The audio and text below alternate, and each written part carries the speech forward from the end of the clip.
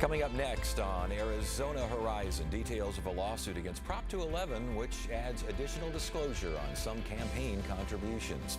Also tonight, we'll hear about a program that involves county inmates helping care for abused animals. And a look at a Phoenix children's therapeutic space where kids can be kids. Those stories and more next on Arizona Horizon. Arizona Horizon is made possible by contributions from the Friends of Arizona PBS, members of your public television station. Good evening and welcome to Arizona Horizon. I'm Ted Simons. The state Supreme Court is set to hear a case involving Proposition 211, which was passed by voters in 2022. Now, the law requires people and organizations donating to political campaigns to disclose who they are and how much they donated. But opponents of the measure argue that such disclosure violates free speech rights. The State Court of Appeals has already rejected those claims, but the state's highest court has agreed to take up the case. We will hear from those in favor of the law tomorrow night, but tonight, former Arizona Supreme Court Justice Andrew Gould joins us, representing those opposed to Prop 211. Good to see you again. Thanks for joining us. Thank you, Ted. Good to see you, too. All right, so this was passed by over 70% of the voters here, Andrew. They passed this thing, and they wanted dark money out of the way. What exactly does the law require in terms of money amounts? So what it does is it requires disclosure on what are called independent expenditures. These are donations to nonprofits. It's been the law for many, many years. When you give to a candidate directly or give to a candidate committee, your name is disclosed. This now reaches into nonprofits like Center for Arizona Policy, Free Enterprise Club, and requires disclosure not of just donors over $5,000, but actually goes upstream and gets original donors as low as $2,500. I saw there's a $50,000 limit there on state campaigns and $25,000 on local campaigns? That's for the organization. It's called the covered person. Yes. So once that organization hits $50,000, then these disclosure requirements kick in. Okay, now the case involves two anonymous donors. Is that what we're seeing here? Two anonymous donors and then two organizations. Okay. The appeals court, let's just get right to what the appeals court said. Sure. And they're saying that neither of these the complaints, they didn't allege any donor harassment, which is kind of at the crux of your position, is it not? It is, Ted. Under the Constitution, if you can show retaliation for your donations, then you have what's called an as-applied challenge. You can get an exemption from that law. I don't think it takes any great knowledge to understand the acrimony in today's politics. So when you force disclosure, as this law does, of people's employment, their home address, their names, they face retaliation. I disagree with the Court of Appeals. The record was replete with death threats and vandalism. It was so bad at Capps Building they had to hire private security. So for whatever reason, the court wasn't convinced by that. I think if you compare the threats and the retaliation and harassment that occurred here, it more than meets the standard. The court said that there was no evidence of harassment and there was no evidence of a chilling effect. How do you square that? Well, I disagree. There were affidavits, there was testimony, deposition testimony from witnesses who said they received death threats, they received recordings, there was damage to the buildings. It's just not square, doesn't square with the record. Some of what the Court of Appeals said was, well, this is just political speech. Well, that may be, but whether it's political speech, you can't retaliate against people and threaten them under the Constitution. The two anonymous donors, did they experience harassment? Did they experience retaliation? No, but there's a fundamental point here to be made. When you threaten an organization, you chill other members of that organization. Think of it this way. If you were someone who contributed to an organization and you found out that another member had a Molotov cocktail thrown through their window because they were a member of that organization, that would probably discourage you from giving to that organization. And that's what the law says. That's what the United States Supreme Court says.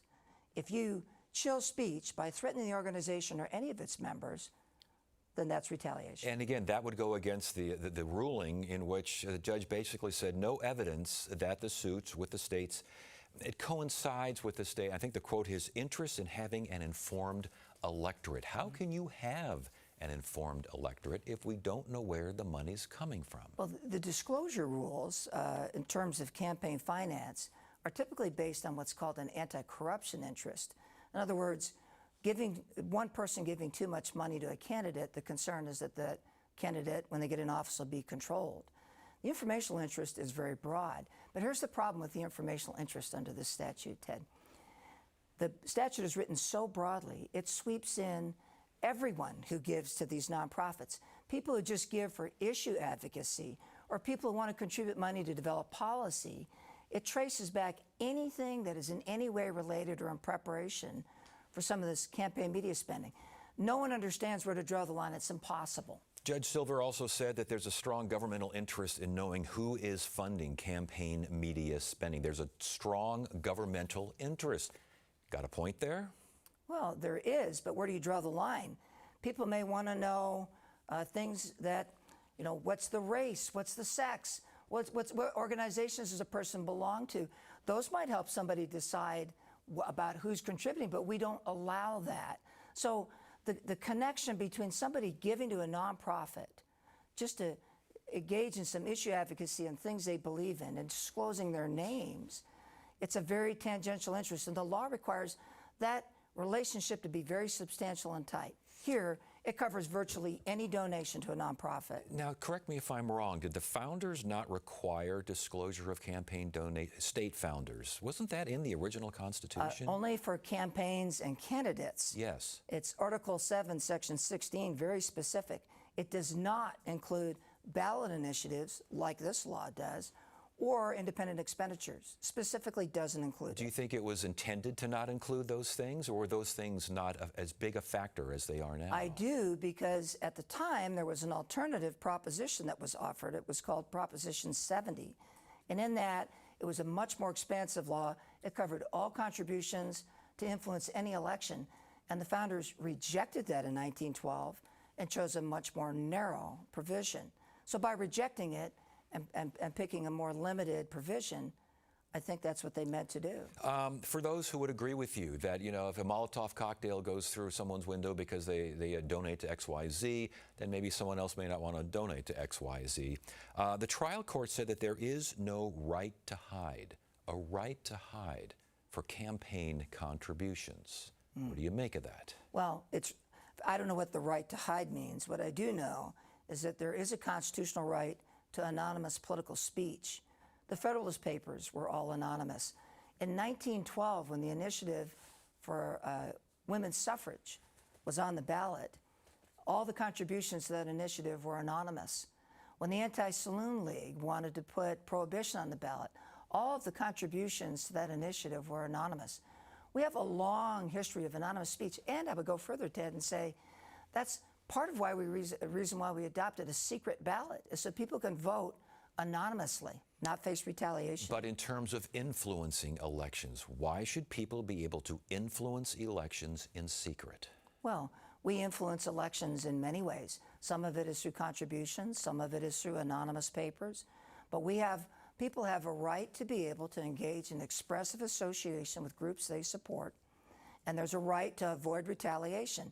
In this day and age, if you support one party or another, one cause or another, you face doxing, social ostracism, you face destruction and violence. Now more than ever, there has to be some vehicle for people to be able to contribute anonymously. And again, we're going to get the other side on tomorrow, but I would think the other side would say something along the lines of, well, let's the appeals court decision. Without disclosure, I'm going to read this verbatim here, the public could never evaluate the true source of the funds hidden by filtering through front groups or intermediaries. Mm-hmm. We have a long tradition that allows people to give to nonprofits without having their names disclosed. If you want to strip that away, we'll lessen the amount of speech in this country. The idea that we want full and robust discussion on political issues, that's what we want in this country.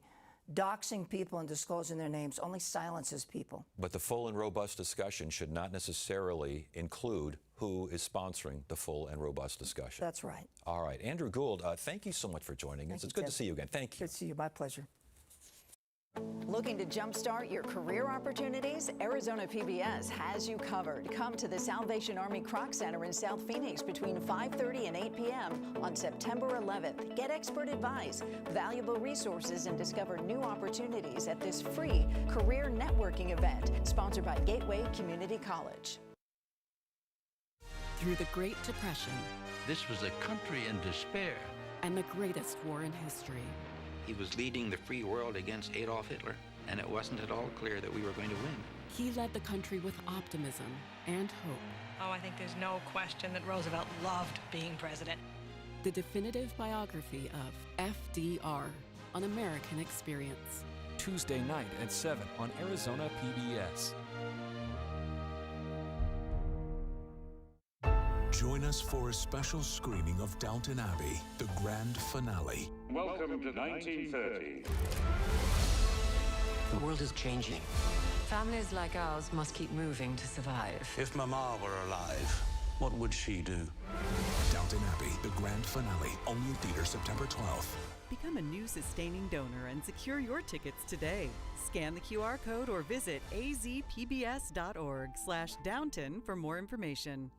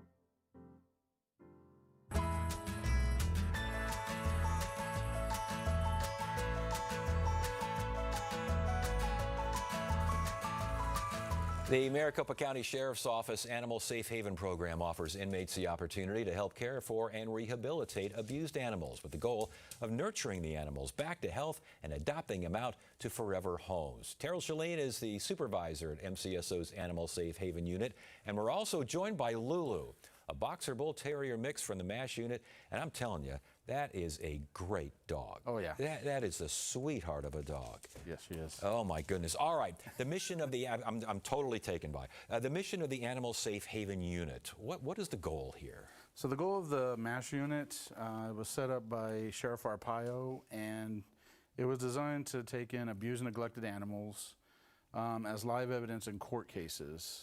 While the court cases are going on, we hold them, we rehabilitate the animals until such time. No. She decides now to act up. Right, yeah. She's been such a sweetheart all along. She's a little bored, so. Okay. Sorry.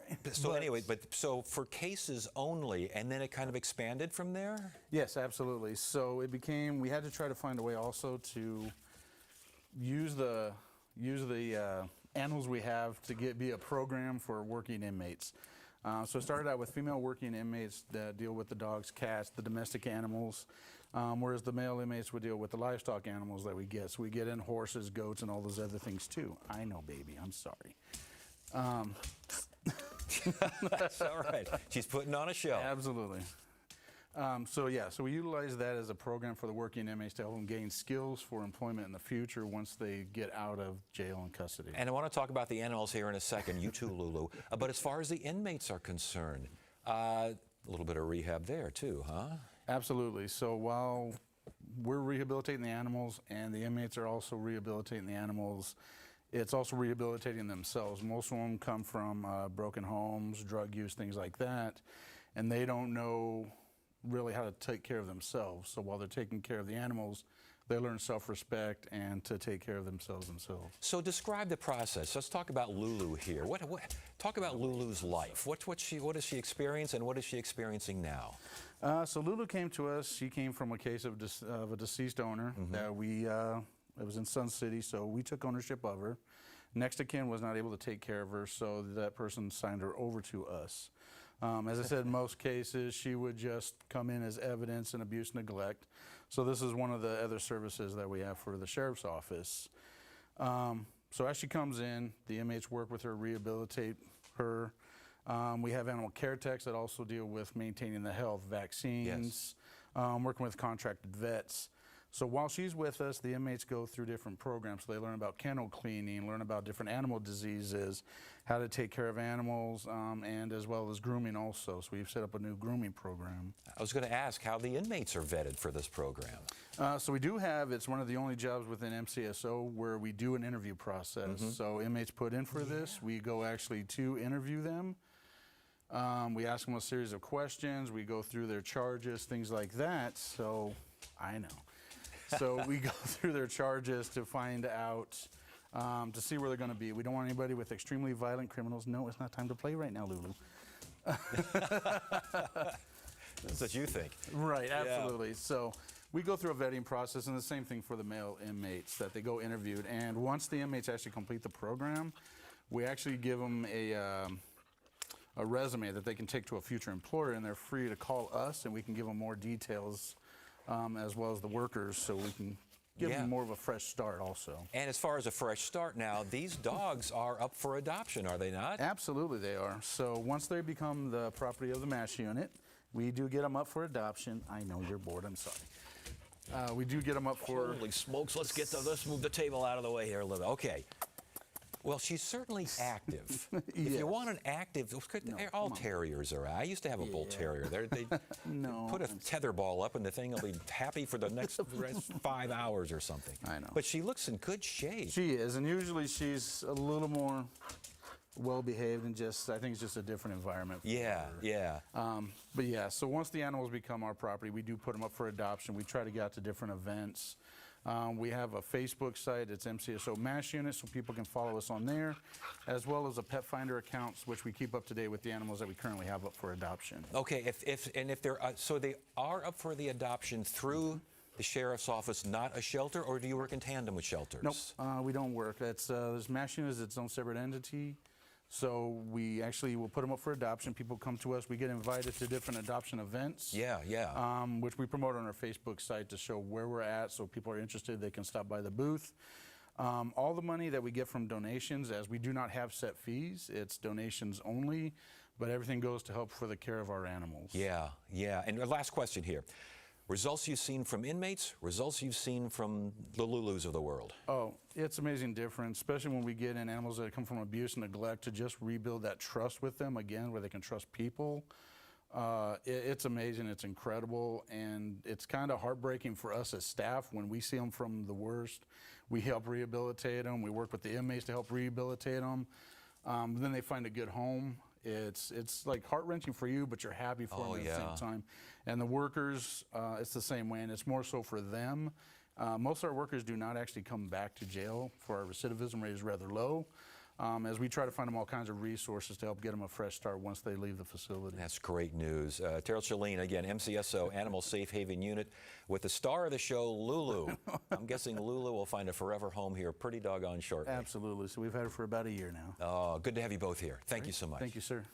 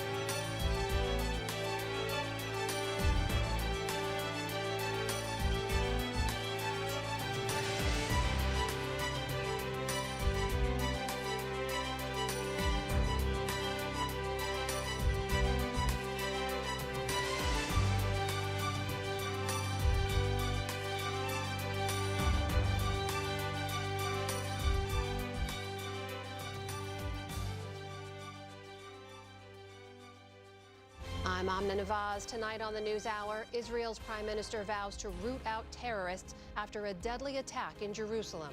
That's at 6 on Arizona PBS.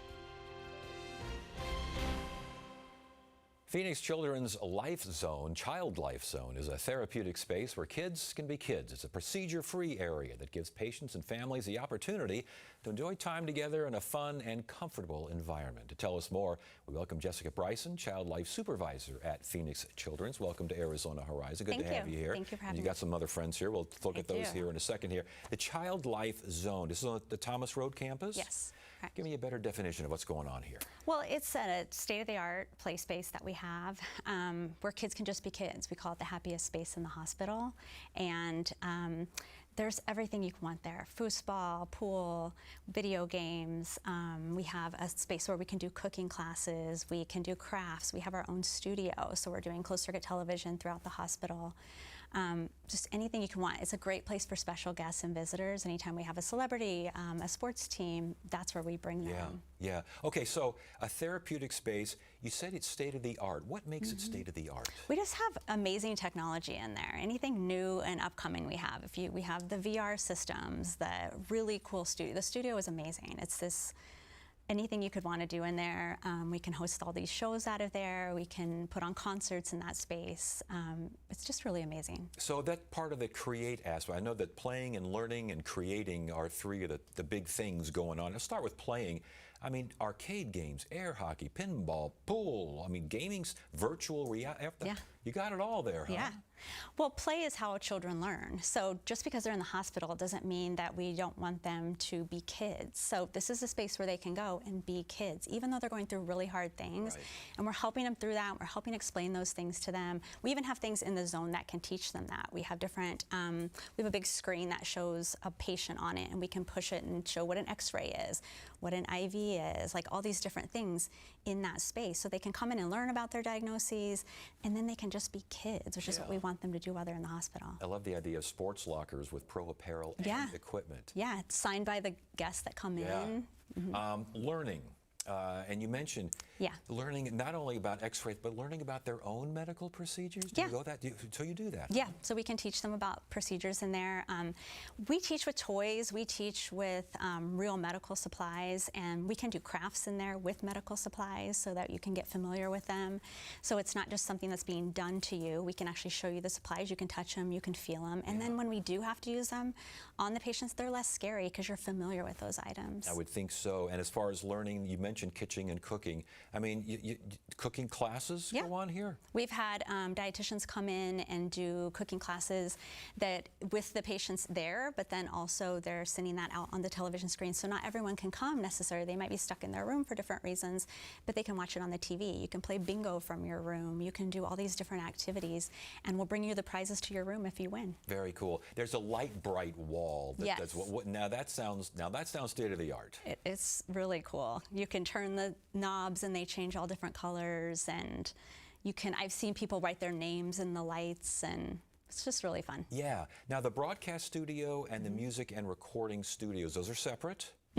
So there is a music studio that our music therapists use. They'll bring kids in there and teach them, or kids can go in and explore on their own. There's a drum set, there's a piano, there's all different sorts of instruments in there, and they're free to play with them and have a good time. Can you go in as a kid on your own, or did you kind of go in as a group? You can go in on your own to that room. I think they do some therapeutic sessions in there, but then you're also able to just go in and explore and feel the different instruments and touch them, and no one's worried about you breaking anything. Yeah.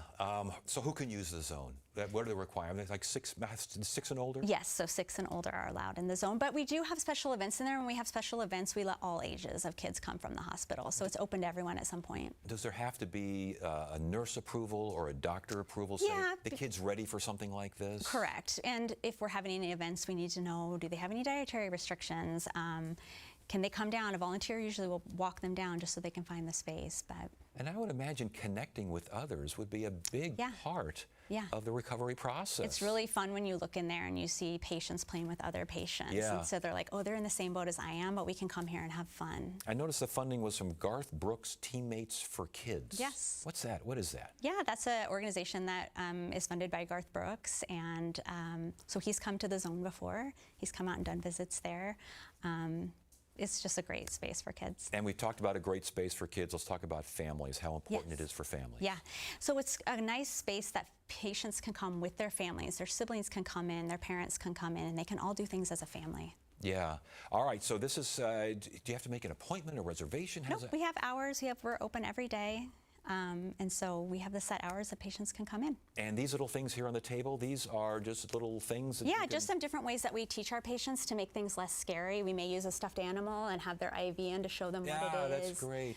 Show them the anesthesia mask so they can actually feel it, know what the equipment feels like, or a little MRI I was going to say it's a little MRI, isn't it? Yeah, so they can play with that and know what to expect. This is fantastic. Jessica Bryson, again, Phoenix Children's, congratulations on this. This sounds like a wonderful project. Thank you so much. Thank you.